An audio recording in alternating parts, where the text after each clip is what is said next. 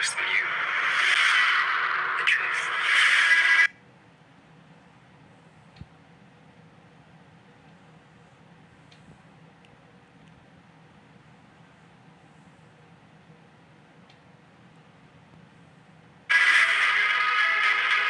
When I was asleep, God just spoke to me. I can feel death in there.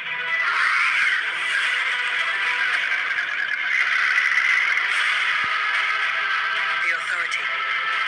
They have a power far greater than our comprehension. What if I can't come back? We'll find you. They are but one arm of the beast. We cut off their head. And the rest will crumble. I'm turning back, I guess. You're turning back.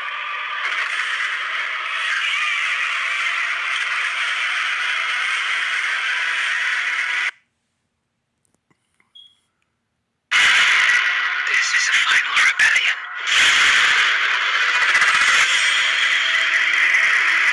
Falling in love with creation and with the world is such a powerful theological theme. I think it's a very powerful Christian theme.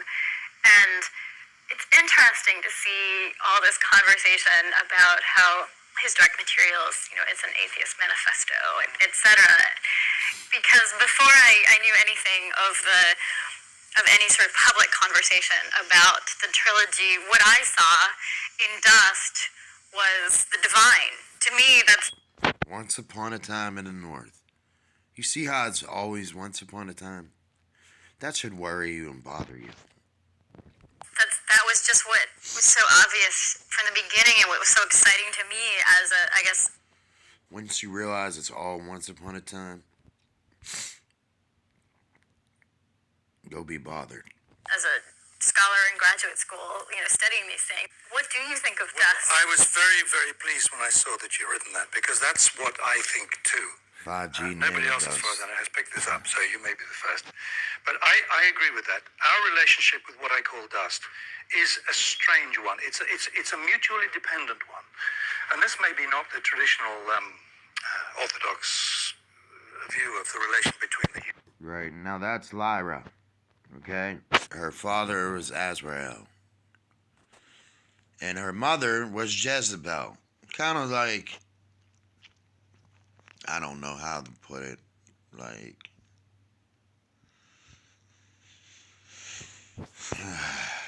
it's complicated. But I'm a Lyran starseed. And the divine.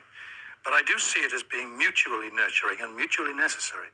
We depend on Dust because, and just to explain perhaps for those who haven't read the books, Dust is a mysterious force of which the powerful people in the story seem to be afraid.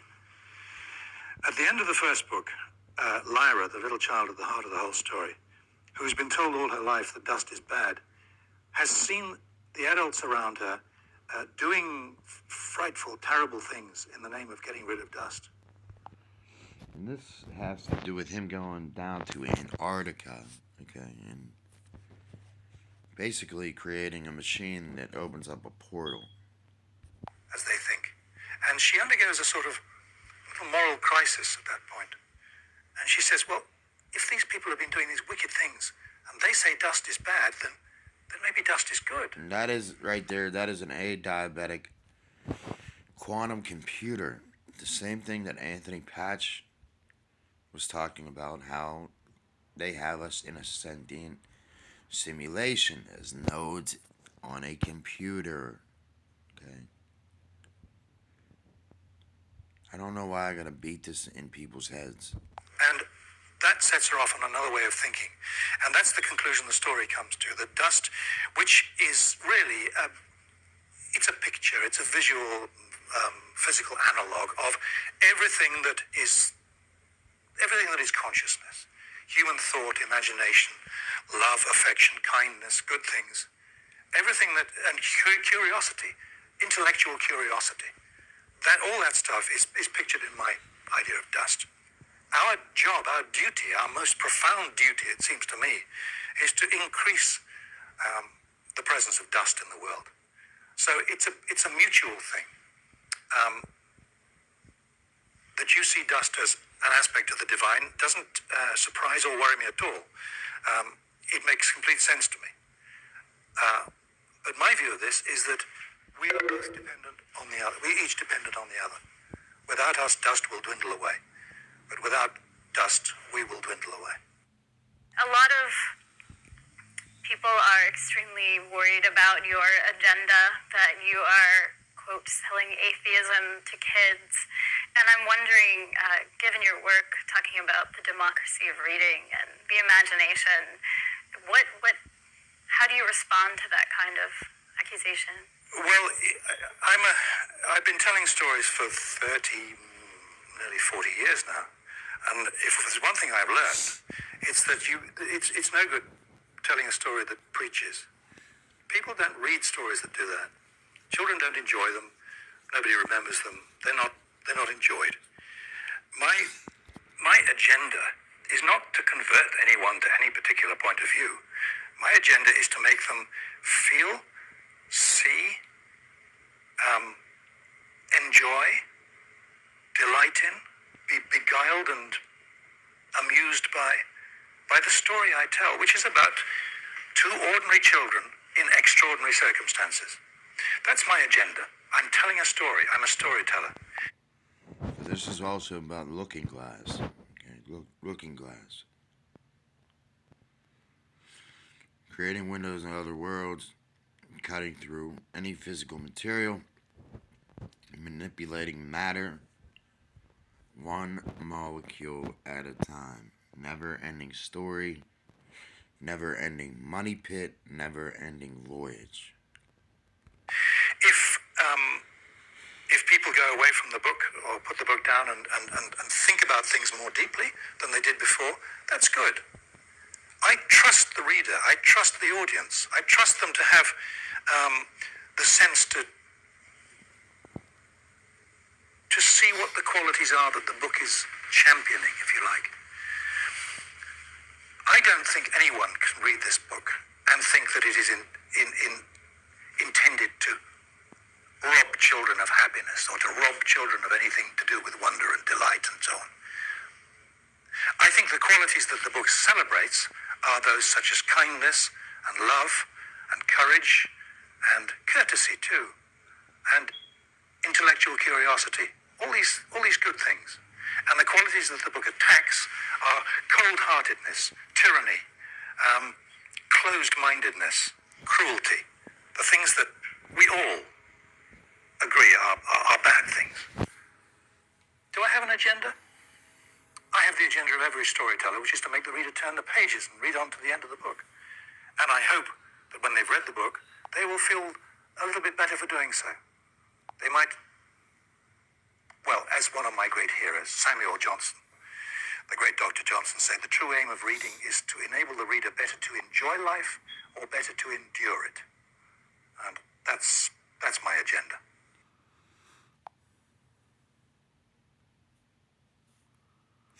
So you see here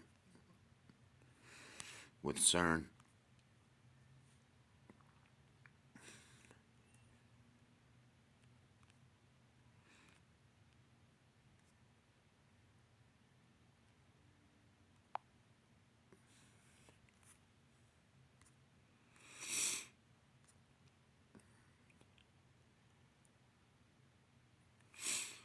so I also want to show you this real quick.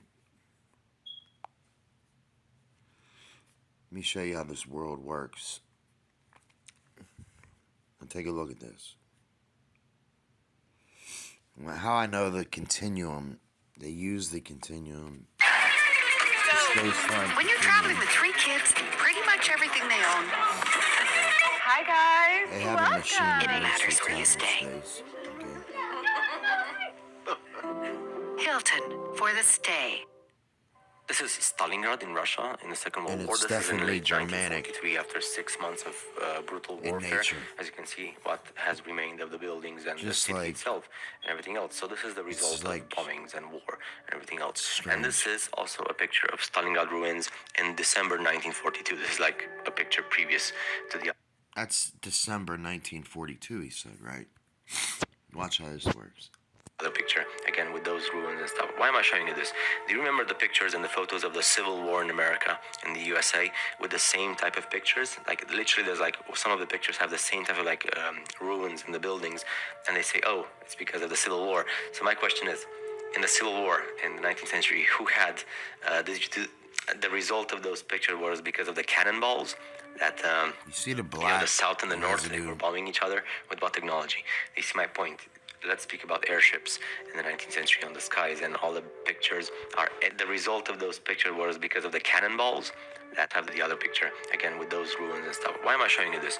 Do you remember the, so this is the result of bombings and war and everything else. And this is also a picture of Stalingrad ruins in December 1942. This is like a picture previous to the other picture, again with those ruins and stuff. Why am I showing you this? Do you remember the Okay, so, yeah, take a look at that picture. Okay, then take a look at this picture. Because I caught the machine at work. You see Hamburg, Bryn, or whatever it is, Germany. See the same picture? See how it's the same picture? Now look at that.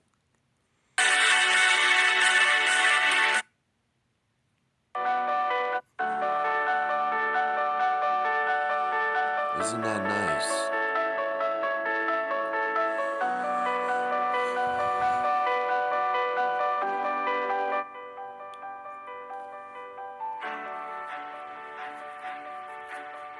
Now see, this is it's not a pipe. Remember? It's a picture of a pipe. It's not a horse. It's a picture of a horse. And it's not green grass. It's a picture of green grass.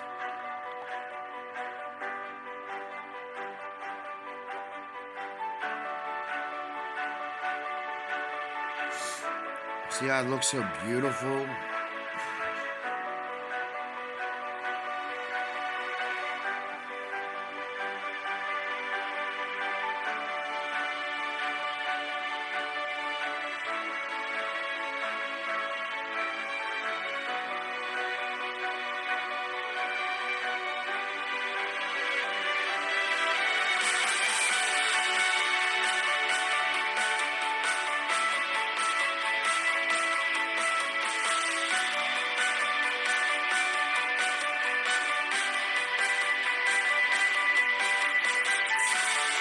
There's the picture right there, 113. See that beautiful picture? It's a picture. That's what you gotta understand. It's a picture. Right?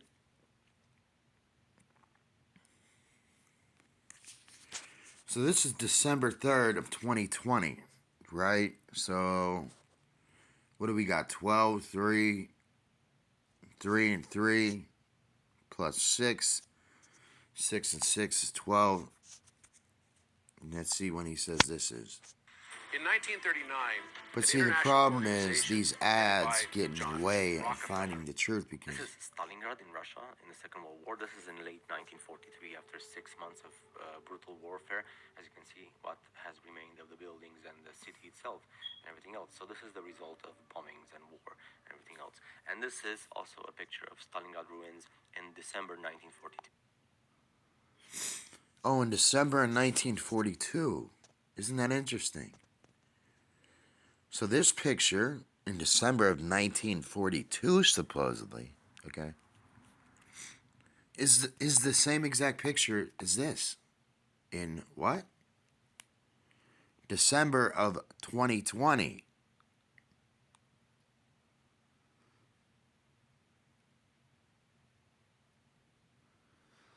Are you seeing this yet? Everything is a lie. And this is all technology. This is all bullshit technology.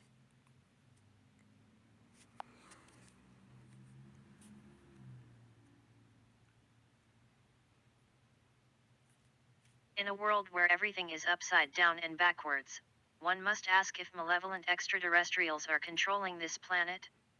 Our water, air, and food supplies are all being poisoned, yet too many people are oblivious to this and are more content watching television than actually researching any of these issues. Even worse, most people are content being economic slaves to. But hold on. Before I go to that, back to, it's not a horse. It's a picture of a horse. So how did something this beautiful once be like that? Okay? So I don't know why I gotta do this like constantly, but I have to do it because nobody really cares. So my job is just to try to wake people up to see the absolute ugliness and the truth of this world.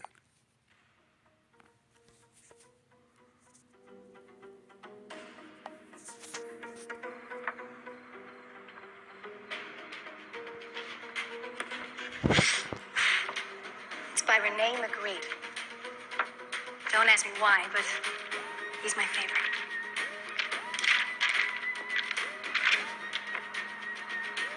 Ceci n'est pas une pipe. This is not a pipe. But this is a pipe. No, it's a picture of a pipe. Oh. It's a picture of a pipe. Oh. It's a picture of a pipe. Oh.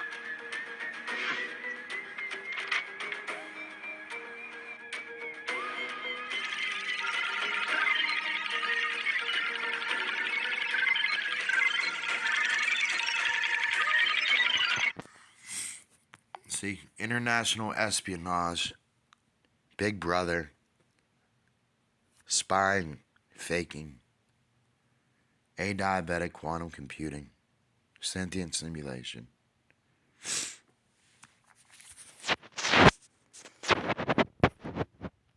And deception on a mass scale.